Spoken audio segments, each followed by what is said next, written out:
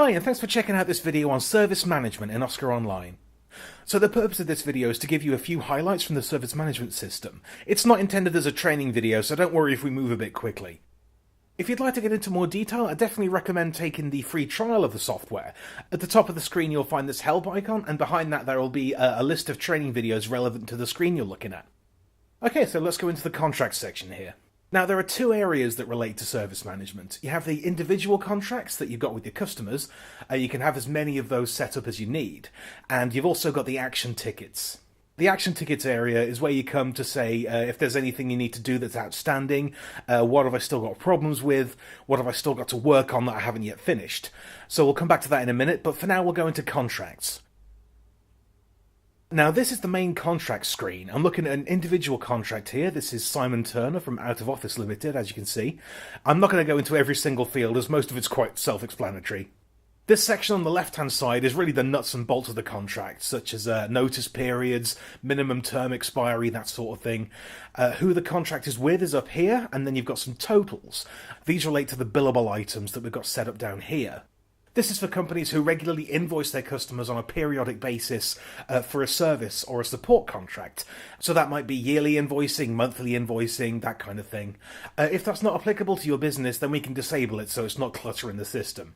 So let's say that we invoice monthly, and let's imagine that the customer adds some more items into the contract, some more equipment, services, or anything else. You can actually come in here and add that extra information. And when you do your next repeat invoice, it'll automatically add those extra items in for you, so you don't forget to charge them for it. Okay, let's have a look at these tabs along the top here. I'll just go over them quickly, not in too much detail, just to give you an idea of some of the core things you can do with them. You can define the managers of the contract. This is useful for defining who you would take instruction from within the company on this contract. You can create equipment lists, so if you support items of equipment at the customer's various premises, you can define those here. You can make sure you've got a full list of items, and it'll give you information like when you last performed an action on this equipment, and what date are you next scheduled to perform an action. So if you've got a regular servicing ticket, you can see where you are with that. You can also click into this as well to see a bit more detail about the item. Right, we've now got tickets there. That's basically a section on its own, so we'll come back to that in a minute.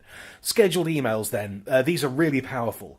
If you take the time to set this up right, then you only need to do it once, and it'll save you hours and hours of work. For instance, I could say one day after the contract starts, I want to send an email, and you can add your from address there. Let's just use a test one. And I want to send them an email telling them how to contact support.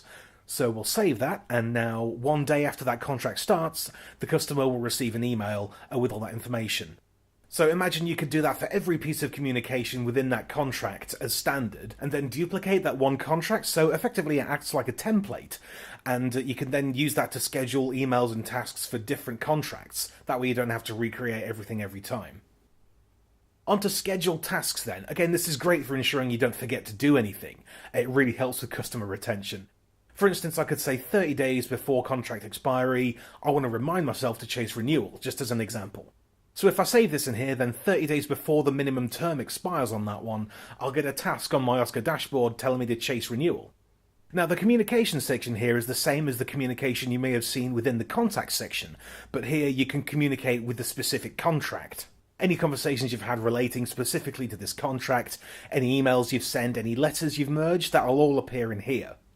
You can also see all the invoices and quotes and orders that you've produced under this contract. It's just a great way of pulling everything together into one place. Right, let's go to the action tickets now. Let's have a look at one of these tickets we've created for Go Further. That's the company we're looking at. They've reported that there's a rattling noise coming from the midsection, so what have we done so far about that?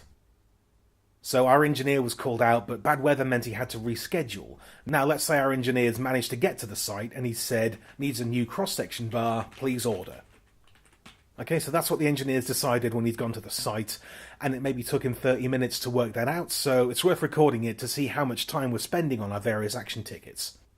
Now, I think because this engineer wouldn't be the one actually ordering the parts, he's going to set a follow-up reminder and set that to Jerry, because she takes care of the actual ordering.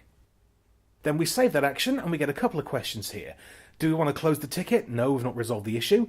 Do we want to notify the customer about this action? So if you've got a ticket policy set up, which is basically a policy that defines what emails get sent out when relating to action tickets, then what you can choose to do is say that you want the customer to know that we've done this and for them to be copied in on the actual information about the action. It's just a great way to keep the customer informed and reduce the number of support calls coming in. I'm not going to do that in this case, but I can also request a response from the customer. If, for example, this support ticket had something that I need the customer to come back to us on, then this system can send an email template out that might say something like, your feedback is required on this action ticket, please give us XYZ information. So this is a way of being able to do this automatically through the system, rather than having to go and type another email out or pick up the phone. It's just a great time saver. But for now, I'm going to leave all 3 of these unticked. What will have happened now then is that task has been assigned back to Jerry, and Jerry will receive an alert on the dashboard saying to order the part in so that they can start interacting with the ticket as well. So that should really give you a sense of a few of the highlights of service management on OscarOnline. Again, if you want to find out more information and more detail and find out firsthand if OscarOnline will work for you, then I definitely recommend taking the free trial. And feel free to send us any questions via email, or you can live chat with us on the website. Thanks for watching.